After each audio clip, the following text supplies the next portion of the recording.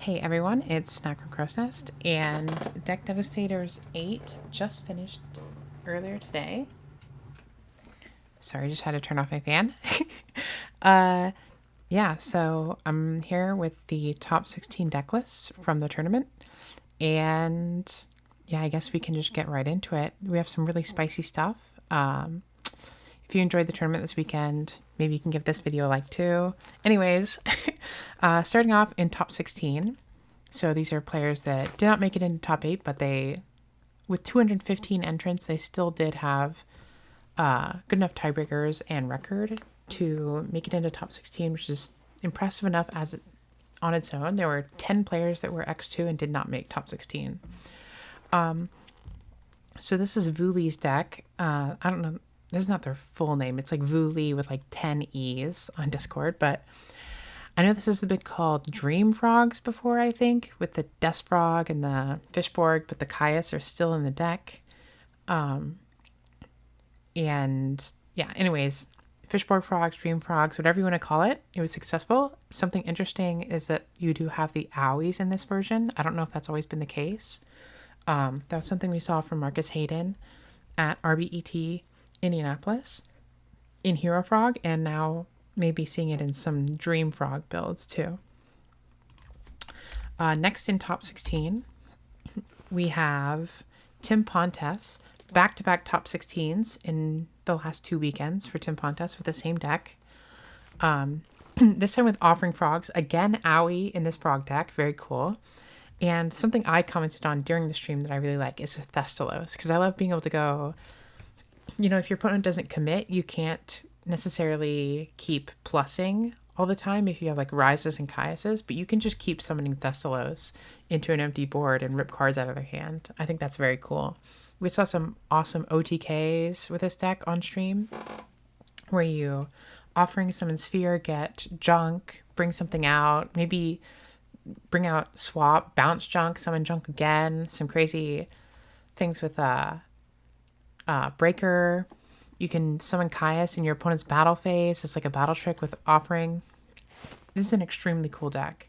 So I was really happy to see this make it into top 8. And maybe the Sphere deck is real. It seems very cool. And I like that when this deck combos, you do just lose the game. That's the thing that we noticed about the Offering is like Ultimate Offering can be such a brick, but in the decks where it's good, it literally wins the entire game if you resolve it multiple times in the same turn.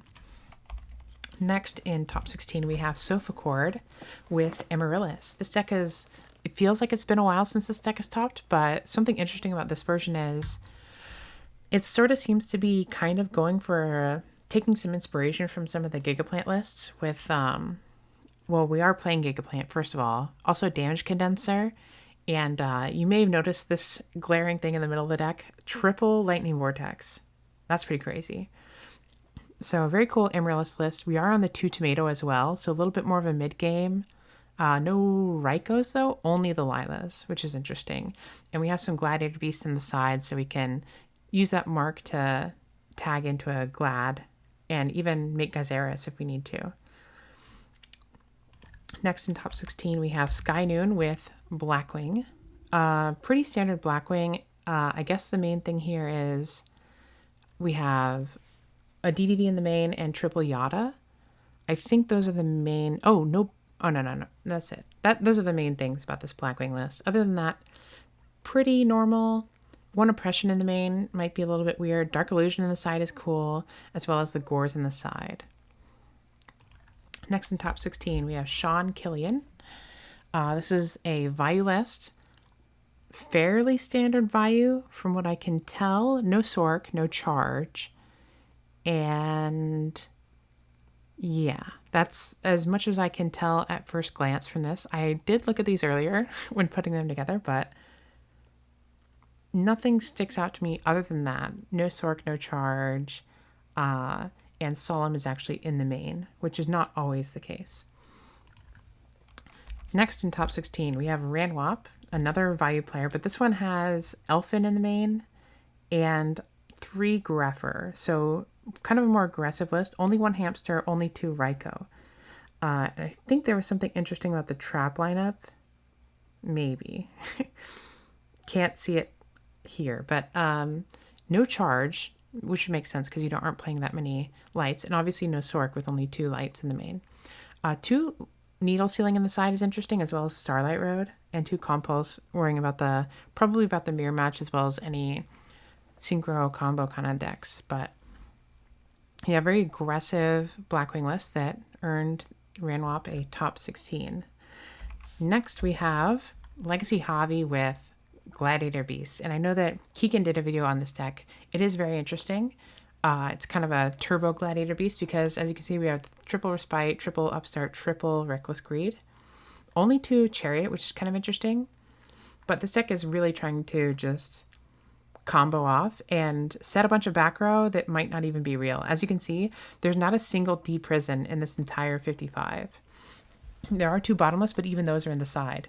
The main deck has almost no defense except for Book, Mirror, Compulse. Yeah, that's pretty much the only actual defense in the main, which is kind of insane. I guess Hedgeguard too. No Wabaku, no Shrink. Like, this is an extremely aggressive list. Pretty interesting. So, yeah, something to consider if you're playing Glads. That's the annoying thing about Glads, is some decks do actually have crazy amounts of back row, all kinds of stuff that you'd never expect, you know, Prideful Roar or something ridiculous, but then you have this kind of a deck, and you have to worry about Hedgeguard and, you know, double Reckless when you heavy them. Next in top 16, we have EC, which is also on Blackwings. Once again, triple Yada and double Dust Tornado in the main. I think that's pretty cool and good because Blackwings definitely don't want to run into a bottomless. Only 1 Bayou rather than the 2. Maybe they draw it a lot. And triple Crow in the side is interesting as well. 1 deck dev in the side, none in the main. Now we're on to top 8. These are really accomplished players at this tournament. First we have a bunch of consonants. Z, H, J, you know, whatever. On stream we made a joke out of trying to pronounce this. I don't know if it's even meant to be pronounced, but this is a Hero Frog deck. And once again, it's pretty similar to ones that we've seen before. Let me quickly peruse and see if there's anything that stands out to me. The double prison in the main seems like the main interesting thing about this list. I wouldn't be surprised if during the run there were a lot of players that ran into the back row expecting to force a discard trap and just getting prisoned. Like, that's very interesting to me. Even the 3rd prison in the side. Alias is in the side rather than the main, which I could see. But yeah, other than that, just a pretty standard list, piloted really well. Next in top 8, we have Icarus on Pure Frog Monarch with the Owies main. This is becoming a really big theme here with the frog decks that topped. Almost all of them were playing Owie, I guess. Kind of crazy. Maybe the card is good. We got the double Lad, 1 Vanities in the main, 2 in the side. Lots of monsters here. No Crow, but 2 Kaiku, 2 Raikou in the side, which is kind of crazy. 2 Bottomless in the side. It's almost hard to imagine when you're bringing in Bottomless, maybe against Glads. And we're on 4 discard traps, but 2 of each. It's interesting that I feel like almost every frog deck has gone away from Threatening Roar, where they used to be on it more often. Yeah. So, and Mirror Forces in the side, Torrentials in the main. That's kind of interesting as well. Next in top 8, we have Evil for Life. This one is really crazy. Look at the trap lineup and tell me if you notice something. I'll give you a few seconds. We do have Lila in the main, and only 2 Raikous, 1 Sidra in the main, 1 Hamster to facilitate the Sork, and maybe also a Compulse in the main, which I kind of like. I think Compulse main deck makes a lot of sense. Let me know, did you notice that there's not a single Mirror Force in this list? Not one. No Mirror Force. They're planning on milling with Lila, Trooper, Raikou, and just having their opponent never see Mirror Force in grave and always have to play around it. I think that's kind of interesting. Risky, but interesting. And it seems to have paid off. Another thing that I get the vibe from looking at this deck list with the Sidra in main, with a second side on the side and system down. This player may have a gadget player at their locals who's terrorizing them, which, and they were just done with it. These two cards seem to be in a lot of value sides, but they opted for Mask of Restrict instead of Rug, so that's a little bit interesting. And yeah, good stuff from Evil for Life. Next, now this is, here's the sauce right here. You ready for this? Top 8, Jinzo. Yes. Only Treacherous as the defense, along with 2 Book. Book being some of the only things that would actually work under Jinzo. Kind of a small Machina package, which is, I kind of like it. You know, if you're sending the Fortress off Future Fusion, you don't really need it. You can, as long as you get a Fortress Engrave, you can revive them pretty easily just by pitching Jinzos.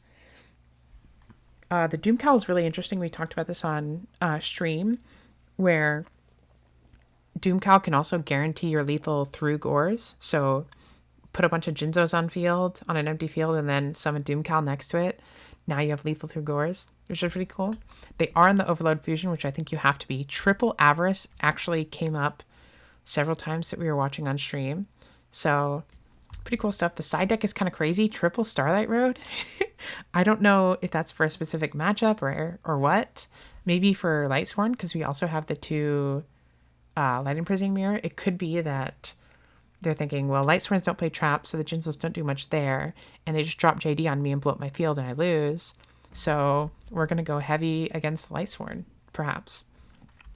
Also, I think that it's interesting to see Twister and MST on the side. I'm pretty sure those are for oppression. So activate Future Fusion, they try an oppression. Either one of these can make sure your Future Fusion goes through. So pretty cool list. Not what I'm used to seeing with Jinzo. It's kind of looks like it's been tinkered with over time and kind of sculpted into what it is here. All right, into top 4. I'll start off with the value list. We have Mr. Sippy on the Sizzle 41. This is I'm pretty sure this is the exact 41 that Sizzle plays. There might be some changes in the side, but you often see the 3rd Grepher. These 2 are the side deck cards you see a lot of the time. Yeah, you got the Charge, the Sork, 2 Hamster, all that. So just taking a known list, a list that's going to perform well, and piloting it well, getting all the way to top 4. Good stuff. But the other top 4 player is on something pretty interesting, that being Gigaplant. So Carpath and I did successfully predict Gigaplant. Well, kind of. We were not good at like anything else, but I predicted this, I guess. I think I've heard that some of them cut down to 1 Dandy, but this one's on the 2. And we did see a lot of the UFO turtles coming in the side, like in games 2 and 3, which is interesting. I don't know enough about this deck to tell you when all these cards come in, but here they are. Yeah, that's pretty much all I have to say about Gigaplant. This deck was going crazy. There was a tough spot, I think, in top 4 where the trap stun could have maybe continued the run, but it was a tough read you had to make. It's interesting. It's interesting to see 1 bottomless in the main, 1 in the side. Once again, that kind of comes across as like something that was really thought about. But yeah, good stuff for Vida Bauer. I think that's how you pronounce that name. And we're into 2nd place. It's Flashy with Vayu. Once again, pretty similar to a standard value list. We have 1 deck dev in the main, 1 in the side. One of the cool things here is a Jinzo in the side deck. Other than that, pretty normal stuff, I think. The value is really doing great this tournament. And Solemn in the main, which you don't always see. Sometimes that's in the side as well. Lastly, we have one of the great players that we have in this game, especially in online tournaments, Samo Posteno. And yeah, once again, pretty similar list. Again, Solemn is in the main of this deck, so all these Solemn believers, our top 2 value players were playing Solemn. So Samu is not a Lightning Vortex believer, apparently, and does side the Compulse instead. Also, not playing Chaos Orc or Charge. I think just to maximize consistency, not trying to avoid bricks as much as possible, and just play the standard game for value and have success from that. So get ready for some bright lights because the screen is about to go white. I have the bracket here if you're interested in seeing who beat who, when, and also over here, let me scroll over. Oh, wait, let me, I don't know how to fix, let me see if I can go full screen, maybe. Oh, here we go. There we go. Hopefully you can read this over here in the top left, I guess, where we've got, this is kind of how Konami would do it at a YCS. You can see we had 1 Vayu champion, 2 Vayu in grand finals, 3 Vayu in top 4, 1 Gigavice in top 4, 4 Vayu top 8, and then 1 of each of Gigavice, Jinzo, Hero Frog, Frog Monarch in top 8, and 6 Vayu in top 16, 2 Blackwing in top 16, yada, yada, yada, yada, yada. I'm sure you can figure that out. So, anyways, those are the top 16 decks, and hope you enjoyed the event this weekend. I should be putting out another video later on like statistics and stuff, but this is just to get the lists out there. I know a lot of people are dying to see the lists. And that I'll say adios.